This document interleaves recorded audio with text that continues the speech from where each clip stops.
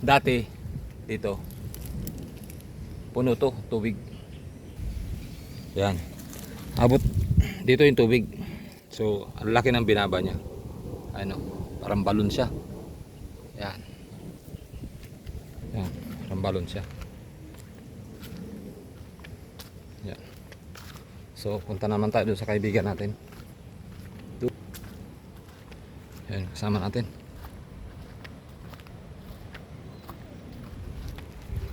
So, magre-relax tayo dito sa bukid. Tanggal stress, di ba?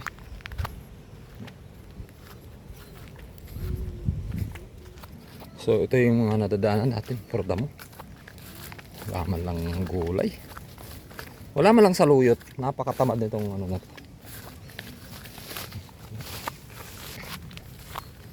Yan. Tubig yan, oh.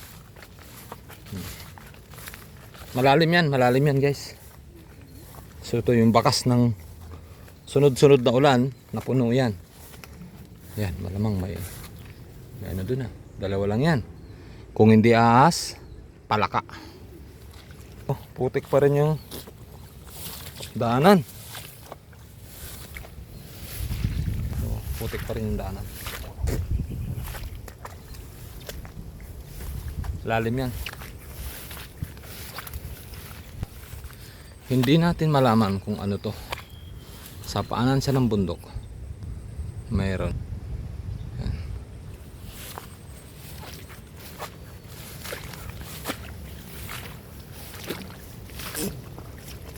Uy.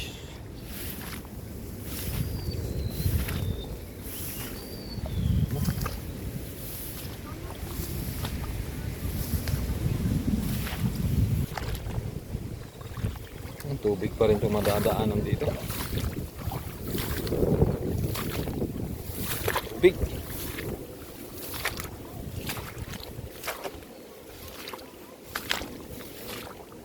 So, bisitahin na naman natin yung mga manok doon.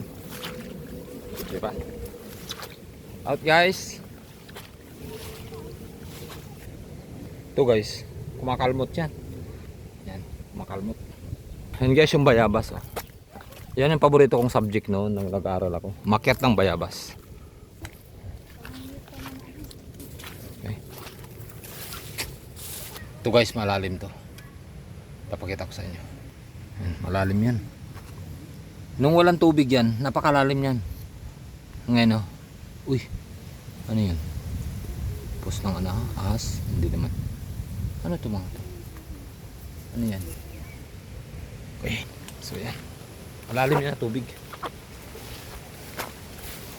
So ito yung Talahiban na daanan natin.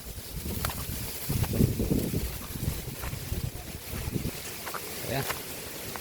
So magano tayo ng sariwang hangin, di ba?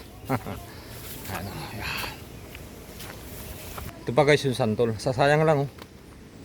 Oh, di ba? Masasayang lang.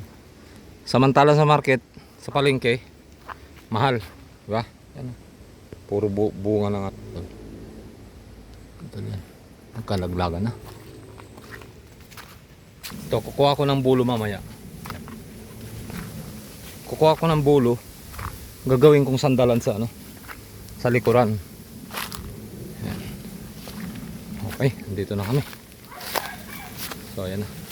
Kumahal na yung mga alagang aso. Dito na kami.